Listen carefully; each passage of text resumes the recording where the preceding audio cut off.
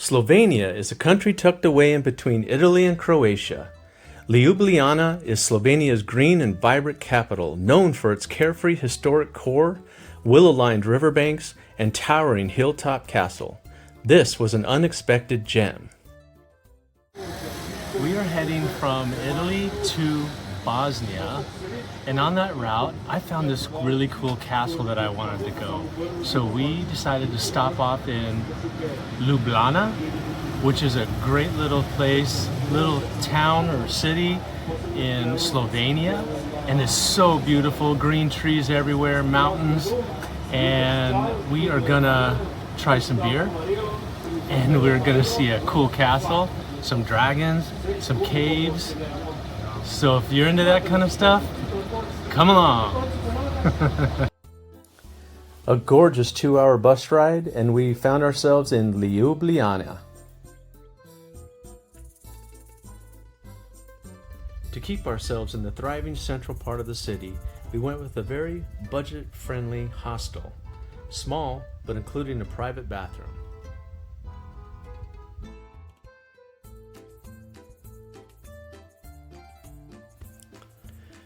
Barely 2 minutes from the river's edge and many bridges, we introduced ourselves to the city. Quickly, we found our first dragon at none other than Dragon's Bridge.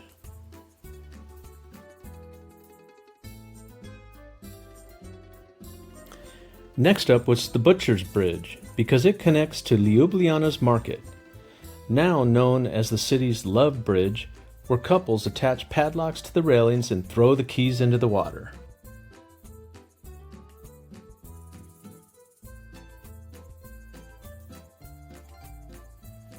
Art, architecture, markets and cafes filled the area. It was beautiful everywhere you looked.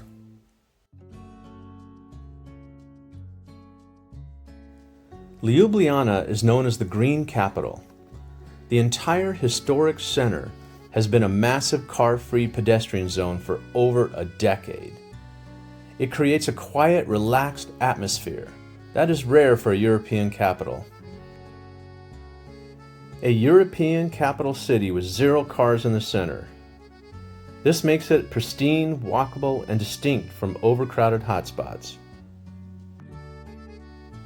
Here's what stood out for us in this beautiful city. A vibrant atmosphere. The friendly people. There were no big crowds. Then, of course, the lush green spaces and beautiful architecture. Everywhere you look is a perfect picture.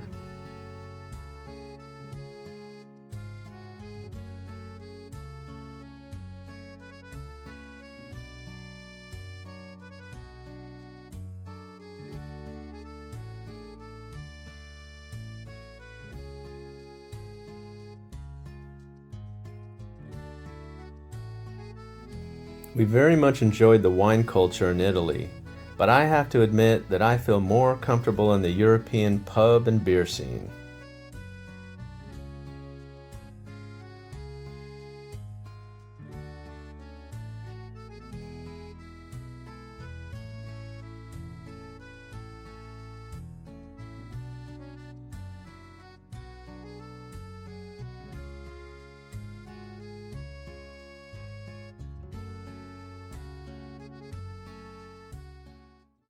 We're headed out on a road trip, and it's early, but we got coffee and we got croissants, so we're ready to go.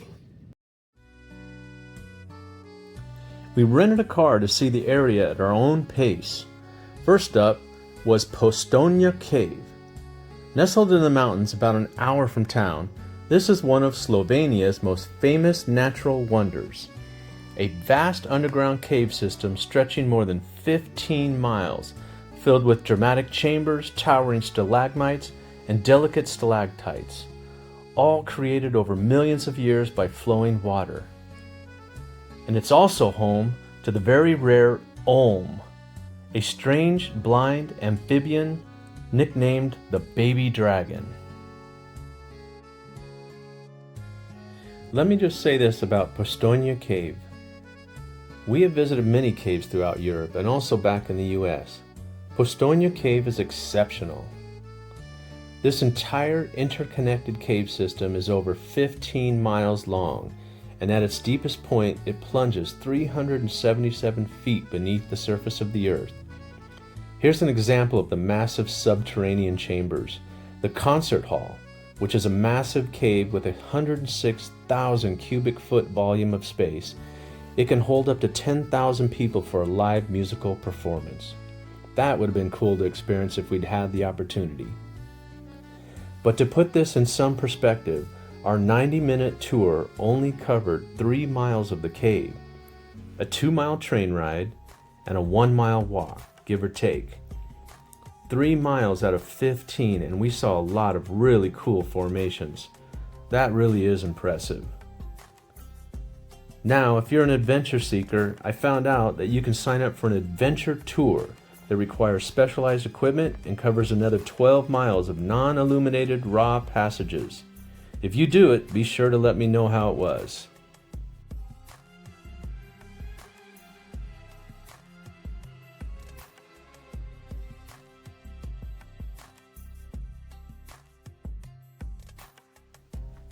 Next, we entered the vivarium. This is where we found the exhibit of the Olm. There is no flash or lighting allowed in here, so we did our best to get you a picture of the baby dragon.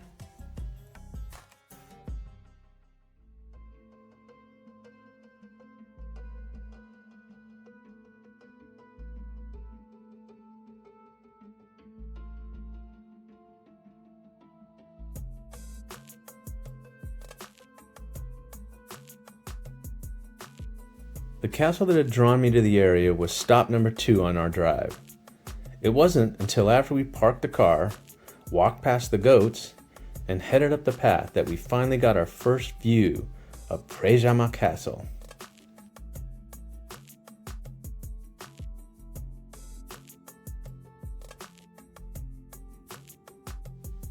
Now, Predjama Castle has a great legend behind it. In the 1400s, it was the stronghold of a rebellious knight named Erasm of Predjama, sometimes called Slovenia's Robin Hood.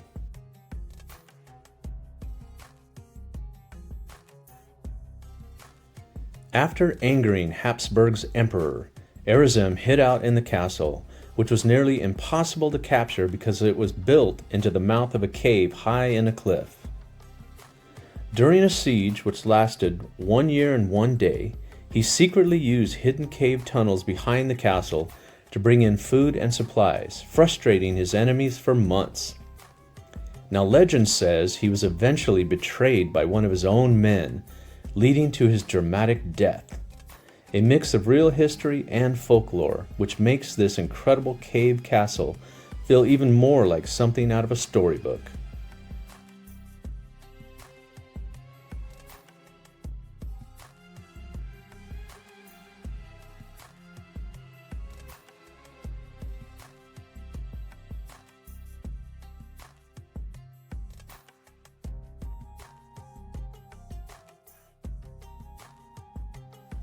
As we make our way through the armory of Predjama Castle, it's easy to imagine what life is like here hundreds of years ago. The rooms are filled with swords, spears, crossbows, armor, and other weapons that would have been essential for defending a fortress in the Middle Ages. While some of the displays are reproductions, they provide a fascinating glimpse into the tools of warfare used during a time when castles like this were both homes and military strongholds.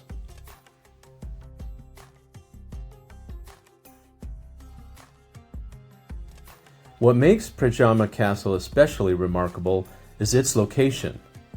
Unlike most castles which were built on hilltops or surrounded by walls and moats, Predjama Castle is built directly into the mouth of a massive cave halfway up a 400-foot cliff. From an attacker's perspective, it was a nightmare. The sheer rock face protected much of the castle naturally, leaving very few approaches for enemies.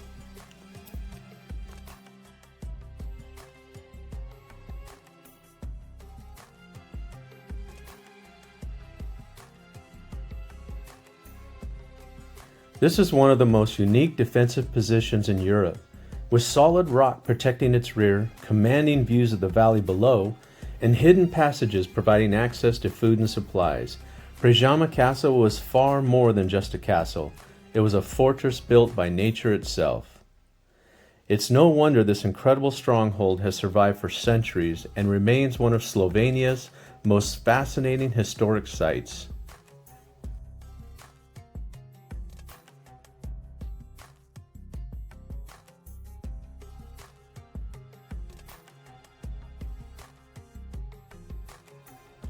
After a long day of driving and sightseeing, we settled into a cafe next to the river and enjoyed a nice late afternoon beverage. We even got to enjoy a band playing on a river cruise ship.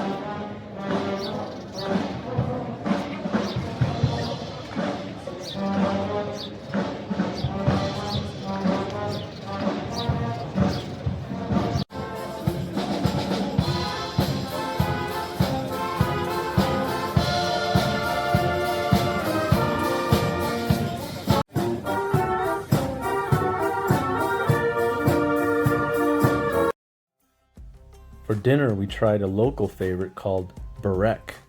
It's a savory pastry made with thin, flaky layers of dough and wrapped around a filling of meats, cheeses, spinach or potato, and then baked until golden crispy.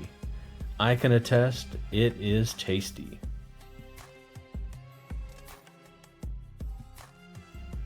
Then we found a really great gelato spot.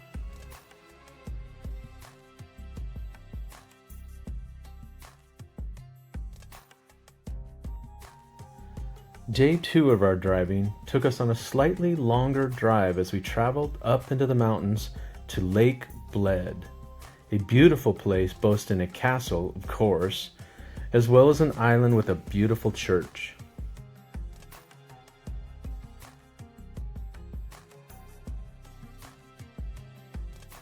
We found out about a hike that'll take us up to a great scenic spot to overlook the lake.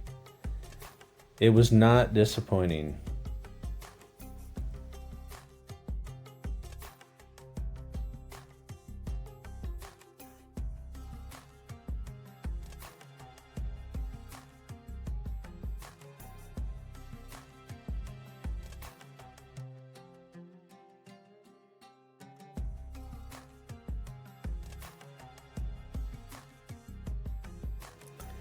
The weather was pleasant. The sights were beautiful. Look at those mountains. And the water was gorgeous. You can walk completely around the lake, not to mention the trails that go off. And after a long walk, putting our feet in the pristine water was really great. Oh, some friendly wildlife.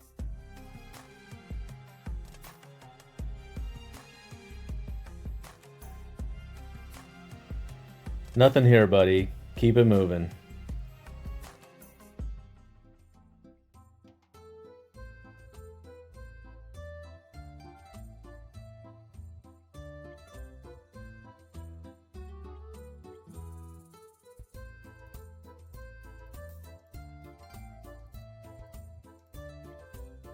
We had lunch at a restaurant that had been recommended called the Old Cellar Bled. It was a little pricey, but we treated ourselves to a nice lakeside meal and it was well worth it.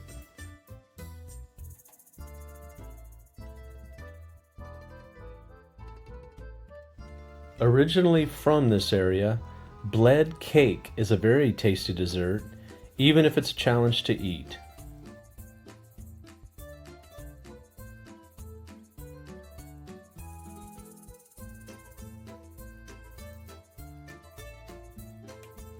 To finish out the afternoon, we'll head up this hill and check out the castle.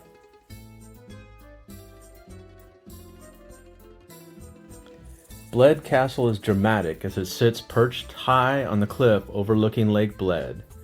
It is actually the oldest castle in Slovenia, first mentioned in written records from 1011. Rather than a lavish royal palace, it was originally built as a fortress to defend the area. Today, people come for the spectacular postcard views of Lake Bled, the Little Island Church, and the Julian Alps off in the distance.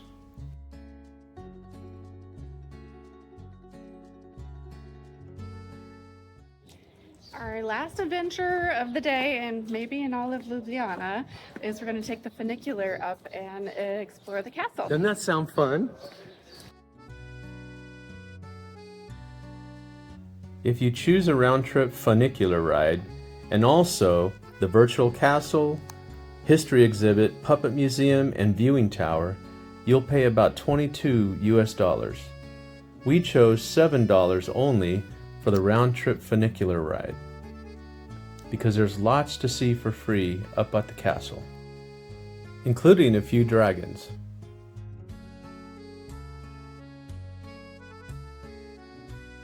For the ultimate view of Ljubljana, Slovenia, you cannot miss a visit to Ljubljana Castle.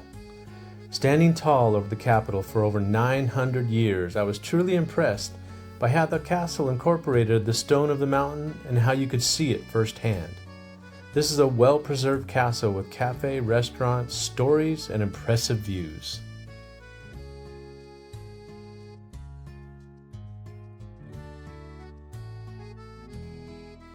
Do you remember Erizim of Predjama Castle? Well, his story begins in a prison at this very location, after he got angry and stabbed an army commander. It is believed that Erizim bribed a guard for his escape, and then fled to his own castle in Predjama. Buttons made of bone. Interesting, right? It seems every castle in Europe has a chapel. This one was unique to me because the ceiling was covered with family names and coat of arms.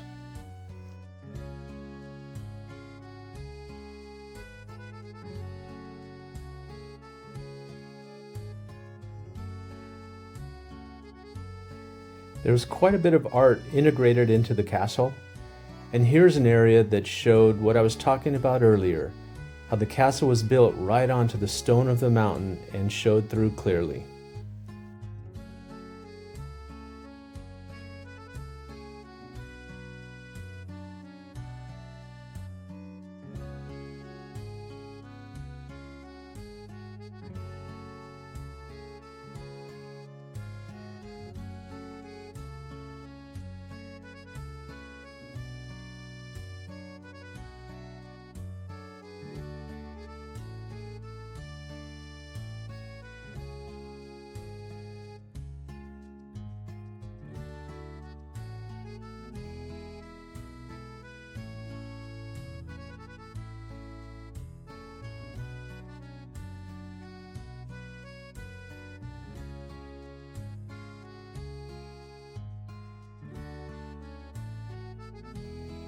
What an unexpected but amazing trip Ljubljana was.